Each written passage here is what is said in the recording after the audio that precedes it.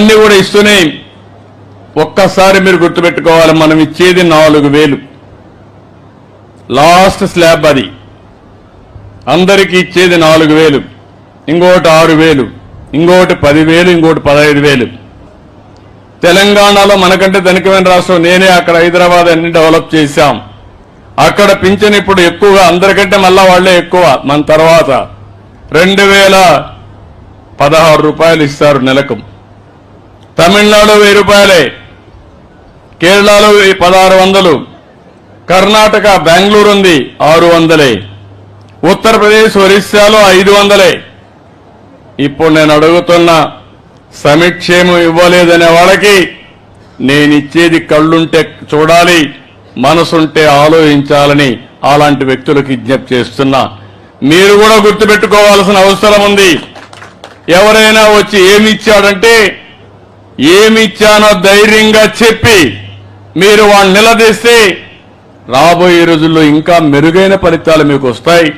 అదే నాకు కొండంత బలం అని చెప్పి కూడా నేను మీకు తెలియజేస్తున్నా. అవే మీ ఆశీస్సులు నాకు.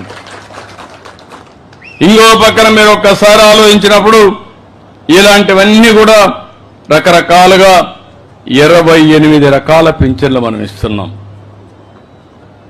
ఈరోజు పింఛన్లే కాదు, నేను ఆ రోజు ఒక మాట చెప్పాను, అన్నా క్యాంటీన్లు మళ్ళా పెడతానని అన్నా క్యాంటీన్లు పెట్టి దగ్గర 200 క్యాంటీన్లో పేదవాళ్లకు భోజనం పెడుతున్నాం. రాబోయే రోజుల్లో చినగంజ మండలంలో కూడా ఒక అన్నా క్యాంటీన్ వస్తుంది. మీరు పోతే అక్కడ భోంచేసి ఇక్కడికి వచ్చే పరిస్థితి వస్తారు. ఏదైనా పనికి పోయినప్పుడు ఇలాంటివన్నీ ఏర్పాట్లు చేస్తాం. ఇదే కాకుండా ఇంకొక పక్కన మీరు చూస్తే చాలా కార్యక్రమాలకు శ్రీకారం చుట్టాం. అమరావతి రాజధాని, అక్కడ మన పిల్లలకు ఉద్యోగాలు వస్తాయి. అభివృద్ధి అయితే ఆదాయం వస్తుంది. ఆదాయం వస్తే సంక్షేమ కార్యక్రమాలు ఇవ్వడానికి అవకాశాలు వస్తాయి. మళ్లీ అమరావతిని గాడిన పెట్టాం. చురుగ్గా పనులు అవుతున్నాయి. 3-4 సంవత్సరాల్లో మళ్లీ అమరావతికి పూర్వ వైభవం తెచ్చే బాధ్యత ఈ ప్రభుత్వం తీసుకుంటామని కూడా మీకు తెలియజేస్తున్నా. ఇంకో పక్కన పోలవరం, ఆంధ్రప్రదేశ్ రాష్ట్రానికి ఒక జీవనాడి. నీళ్లు కావాలి. గోదావరిలో నీళ్లు సముద్రం లేకపోతున్నాయి. ఇప్పుడు చినగంజాం ఉంది, పక్కన సముద్రం, ఇక్కడ నీళ్లు లేవు. బోర్లు వేసుకుంటే తప్ప నీళ్లు లేని పరిస్థితి ఉంటుంది. అలాంటప్పుడు నదులు అనుసంధానం చేయాలని పోలవరాన్ని మళ్లీ ఘాట్లో పెట్టాం. పనులు అవుతున్నాయి. 2027కి పోలవరాన్ని పూర్తి చేసి నదుల అనుసంధానానికి శ్రీకారం చుడతాం. దీనివల్ల అనేక లాభాలు వస్తాయి. వ్యవసాయం సుజావుగా జరుగుతుంది. విశాఖపట్నం స్టీల్ ప్లాంట్ మీకు అందరికీ జ్ఞాపకం ఉంటుంది. విశాఖ హక్కు, ఆంధ్రుల హక్కుని పోరాడాం, ప్రాణ త్యాగాలు చేశారు. అలాంటి దాన్ని దివాలా దీపించారు. దివాలా దీపిస్తే ప్రైవేటైజ్ చేస్తామంటే ఇది కరెక్ట్ కాదని అడిగాను. కేంద్రంలో ఉండే బీజేపీ, తెలుగుదేశం, జనసేన కలిసి పనిచేశాం. దీనివల్ల వచ్చిన వెంటనే దగ్గర 11,000 కోట్ల రూపాయలు అదనంగా డబ్బులు ఇచ్చారు. నేను కూడా ముందుకు వచ్చాను. అవసరమైతే నా ప్రజల కోసం ప్రతి నెల 100 కోట్ల రూపాయలు చొప్పున 2 సంవత్సరాలు కరెంటు ఛార్జీకి దాన్ని ఈక్విటీ కింద కన్వర్ట్ చేసుకుని నేను ఉచితంగా ఇస్తానని నేను ముందుకు వచ్చాను. నీళ్లు, కరెంటు ఉచితంగా ఇస్తున్నాను.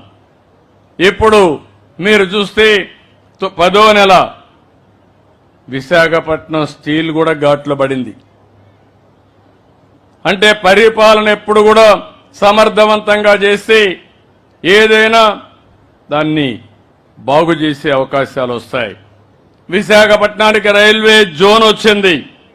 ఒకప్పుడు రోడ్లు చూశారు, గుంతలు పడిపోయి ఎవరన్నా బయట పోతే నడి విరిగిపోతుంది.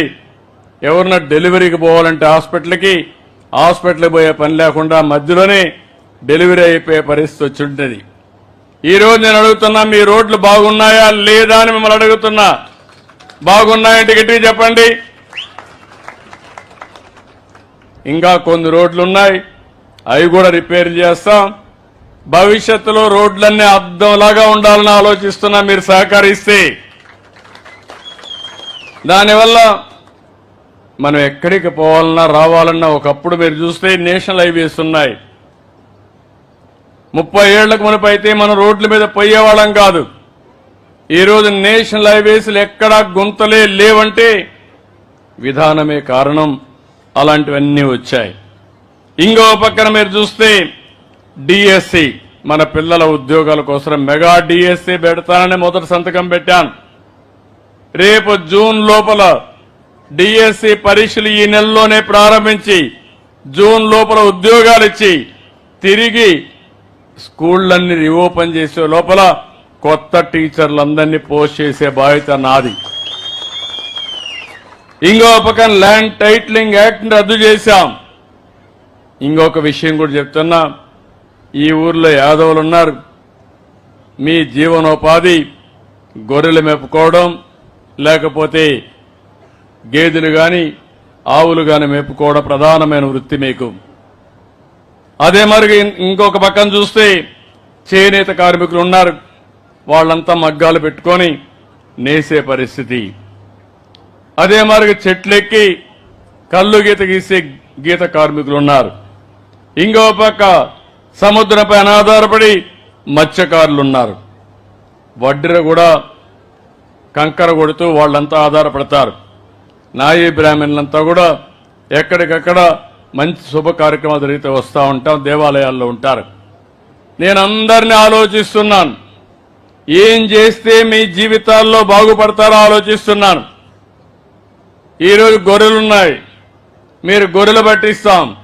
గొర్రెలు పట్టిస్తే ఎండ వాన పండగ లేకుండా మీ ఇంట్లో పెళ్ళైనా గొర్రెలు మాత్రం తీసుకుపోవాల్సిందే. నేను తెలంగాణలో, నేను హైదరాబాద్లో ముఖ్యమంత్రి ఉన్నప్పుడు చూసేవాడిని. ఓసారి మీరు ఆ గొర్రెలు తీసుకొని మొత్తం దేశం అంతా తిప్పేవాళ్ళు, రాష్ట్రం అంతా తిప్పేవాళ్ళు. రాత్రుల్లో మంద కూడా పెట్టేవాళ్ళు. ఆ మంద పెడితే కొంత డబ్బులు వచ్చేటివి. అవన్నీ చూసిన తర్వాత ఈరోజు ఒకప్పుడు ఆవులు కూడా ఇట్నే మేపాం. ఇప్పుడు ఆవులు బయట తీసుకుపోయే పని లేదు, ఇంటి దగ్గరనే గడ్డేయగలుగుతున్నాం. దానా ఇంటి దగ్గరనే వేస్తాం. ఒక 2 ఆవులుంటే ఒక 15,000 వస్తాయి. గొర్రెలు కూడా బయట తీసుకుపోయే పని లేకుండా ఇంట్లోనే ఊర్లోనే మేపుకునే పరిస్థితి వస్తుంది. గడ్డి కూడా పెంచుకునే పరిస్థితి వస్తుంది. దానా కూడా ఇచ్చే పరిస్థితి వస్తుంది. నేను ఈ ఊర్లో చూశాను.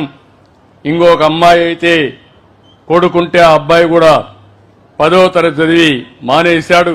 అతన్ని కూడా నేను చూశాను. ఈ ఊర్లో యువత ఉన్నారు. ఇమ్మీడియట్ గా చదువుకున్న వాళ్ళు, చదువు మానేసిన వాళ్ళకి ఉపాధి కల్పించడానికి ఇంటి దగ్గరనే గొర్రెలు పెంచుకునే వ్యాపారం మీ అందరికీ నేర్పిస్తాను. దీన్ని లాభసాటిగా ఏం చేయాలో కూడా చేస్తాం. దీనివల్ల మీ ఆదాయం పెరుగుతుంది. దానికి కావాల్సిన షెడ్లు కడతాం. దానికి కావలసిన ఏ విధంగా చేస్తే బాగుంటుంది అవన్నీ నేర్పిస్తా. ఈ ఊర్లో ఎందుకంటే మీరు నన్ను 40 సంవత్సరాలుగా ఆదరించారు తెలుగుదేశం పార్టీని. మీ రుణం తీర్చుకునే సమయం వచ్చింది. కలెక్టర్కి స్పష్టమైన ఆదేశాలు ఇస్తున్నా. ఈ రోజు నేను ఇక్కడికి వచ్చాను. ఈ గ్రామం దశ దిశ మార్చే బాధ్యత కలెక్టర్ పైన ఉంది, ఎమ్మెల్యే పైన ఉంది.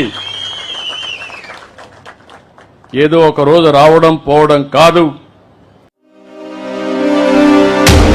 నిత్యానంద మృతి చెందాడంటూ సోషల్ మీడియాలో పుకార్లు. ఎవరీ నిత్యానంద? దేశం విడిచి ఎందుకు పారిపోయారు? కైలాస దేశం ఎలా సృష్టించారు? స్వయం ప్రకటిత ఆధ్యాత్మిక గురువు స్వామి నిత్యానంద మృతి చెందిన వార్త ప్రస్తుతం సామాజిక మాధ్యమాల్లో వైరల్ అవుతోంది. అయితే ఈ విషయంపై అటు నిత్యానంద అధికారిక వెబ్సైట్ గాని, నిత్యానంద కుటుంబ సభ్యుల నుంచి గాని ఎలాంటి అధికారిక ప్రకటన రాలేదు. మరి ఎవరీ నిత్యానంద? దేశం నుంచి ఎందుకు పారిపోయారు? కైలాస దేశం ఎలా సృష్టించారు? లాంటి పూర్తి వివరాలు మీకోసం. స్వయం ప్రకటిత ఆధ్యాత్మిక గురువు స్వామి నిత్యానంద అలియాస్ నిత్యానంద పరమహంస గురించి తెలియని వాళ్లు ఎవరూ ఉండరు. నిత్యానంద ధ్యానపీఠ స్థాపన నుండి మొదలు మొన్నటి కైలాస దేశ స్థాపన వరకు ఆయన జీవితంలో జరిగినవి చాలా వరకు సంచలనాలు, వివాదాలే. మరి అటువంటి నిత్యానంద జీవిత విశేషాలు ఈ బయోగ్రఫీలో తెలుసుకుందాం. స్వామి నిత్యానంద తమిళనాడులోని తిరువన్నామలైలో జన్మించారు. ఆయన తల్లిదండ్రులు అరుణాచలం, లోకనాయకి. ఆయన జనవరి 1978న జన్మించారు. కొన్ని కథనాల్లో మాత్రం ఆయన మార్చి 1977 13న జన్మించినట్లు ఉంది. స్వామి నిత్యానంద అసలు పేరు అరుణాచలం రాజశేఖరన్. ఆయనకు నిత్యానంద పరమశివం, నిత్యానంద పరమహంస అనే పేర్లతోనూ పిలుస్తుంటారు. 24 ఏళ్ల వయసులో స్వామి నిత్యానంద పేరుతో తన ప్రజా జీవితాన్ని ప్రారంభించారు అరుణాచలం రాజశేఖరన్. నిత్యానందం ధ్యానపీఠం ఏర్పాటు చేసి దేశ విదేశాల్లో గురుకులాలు, ఆశ్రమాలు నిర్మించారు. నిత్యానంద ధ్యానపీఠాన్ని మొదటిసారి కర్ణాటక బెంగళూరు సమీపంలోని బిదారిలో 2003 జనవరి 1న ప్రారంభించారు. ఇప్పుడు చాలా దేశాల్లో ఈ ధ్యానపీఠం బ్రాంచులు ఏర్పడ్డాయి. చిన్నతనం నుంచే తనలోని దేవుడ్ని అనుభూతి చెందడం వల్ల ఆయన స్వయం ప్రకటిత ఆధ్యాత్మిక గురువుగా మారారు. 17 ఏళ్ల వయసులోనే నిత్యానంద దైవిక శక్తి, ధ్యానం ద్వారా తనను తాను తెలుసుకోవడం ద్వారా ఇంటిని విడిచిపెట్టారు. సంఘాలను నిర్మించడం, బోధన, వైద్య సదుపాయం అందించి లక్షలాది మంది అవసరాలను ఆయన తీర్చడం ప్రారంభించారు. నిత్యానంద చదువు విషయానికొస్తే ఆయన అధికారిక వెబ్సైట్ ప్రకారం 1992లో పాఠశాల విద్య పూర్తి చేసినట్లు సమాచారం. ఆ తర్వాత ఆయన మెకానికల్లో డిప్లొమా పూర్తి చేశారు. 1995లో చెన్నైలోని రామకృష్ణ మఠంలో ఆయన సన్యాసంలో చేరారు. సన్యాసంలో చేరాక ఆయన తన ఆధ్యాత్మిక సభల్లో భక్తులకు బ్రహ్మసూత్రాలు, పతంజలి యోగ సూత్రాలు, భగవద్గీత వంటి వివిధ గ్రంథాలపై భక్తులకు ఉపన్యాసాలు ఇచ్చేవారు. ఇక నిత్యానందపై అనేక ఆరోపణలు, వివాదాలు వచ్చాయి. భారతీయ న్యాయస్థానాలలో ఆయనపై అత్యాచారం, అపహరణలు చాలానే ఉన్నాయి. అవి ప్రస్తుతం విచారణలో ఉన్నాయి. ఈ కేసుల్లో ఆయన చాలాసార్లు కోర్టుకు హాజరయ్యారు. ఇక ఆయన నవంబర్ 2019లో అకస్మాత్తుగా భారత్ నుంచి మాయమయ్యారు. 2010లో నిత్యానందకు సంబంధించిన ఓ శృంగార టేప్ ప్రముఖ ఛానళ్లలో ప్రసారం అయింది. దీంతో ఆయన వివాదాల్లో చిక్కుకున్నారు. ఆ సీడీ ప్రసారంపై ప్రముఖ నటి కోర్టు మెట్లు కూడా ఎక్కారు. తన పరువుకు భంగం కలిగిస్తున్నారని ఆరోపిస్తూ ప్రముఖ పత్రికలపై కేసులు కూడా పెట్టారు. ఈ ఆరోపణల నడుమ హిందూ మతానికి చెందిన దశాబ్దాల నాటి జూనియర్ ఫోంటిఫ్ పదవి నుంచి ఆయన్ను తొలగించినట్లు సమాచారం. 2018లో కర్ణాటక హైకోర్టు ఆయనపై అనేకమైన అభియోగాలు మోపింది.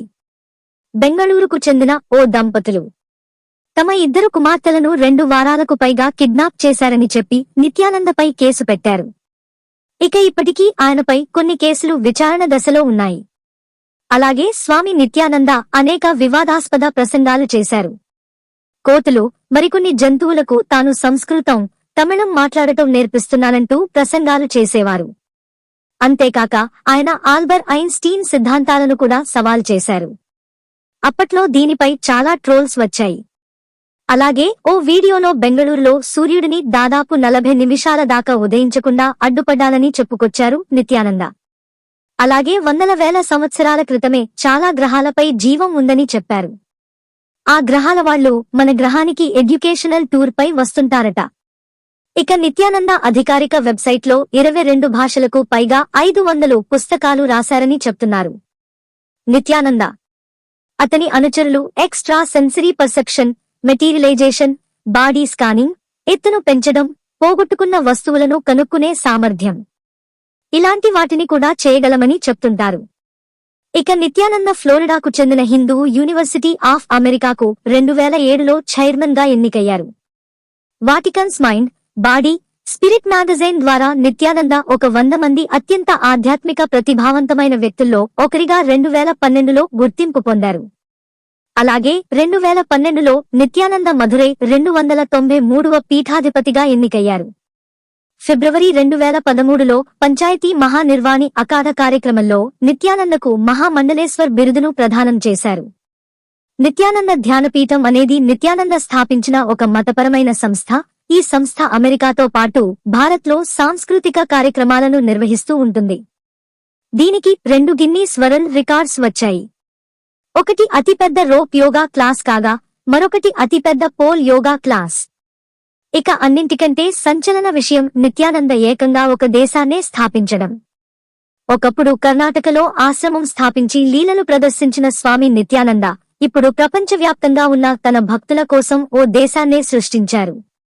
ఈక్వెడార్ సమీపంలోని ఓ చిన్న ద్వీపంలో ఆయన కైలాస దేశం పేరుతో నిర్మించారు. హిందూ దేశంగా ప్రకటించారు. ఈ దేశంపై ఓ ప్రత్యేక వెబ్సైట్ కూడా ఉంది. ఇక ఈ దేశానికి వెళ్లాలంటే ప్రత్యేక పాస్పోర్టు అవసరం ఉంటుంది. అలాగే ఈ దేశానికి జాతీయ పతాకాన్ని సైతం రూపొందించుకున్నారు నిత్యానంద.